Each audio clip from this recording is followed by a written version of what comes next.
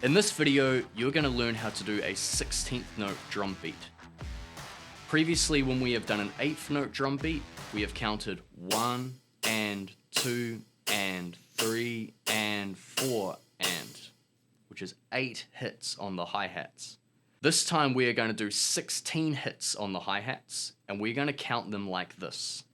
1 E and 2 E and 3 E and 4 E and Now if we go back to our money beat, which sounds like this, 1 and 2 and 3 and 4 and.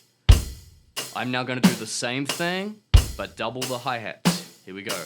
1 E and 2 E and 3 E and 4 E and 1 E and 2 E and 3 E and 4 E and. You can do a 16th note beat with any of the previous beats that you've learnt. So for example, if you were to do 2 kicks at a time, you could do that with 16th notes on the hi-hats, just like this.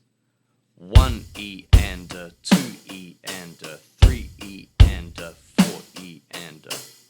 So try that out with all the previous beats you've learnt just by doubling the hi-hats. Have fun.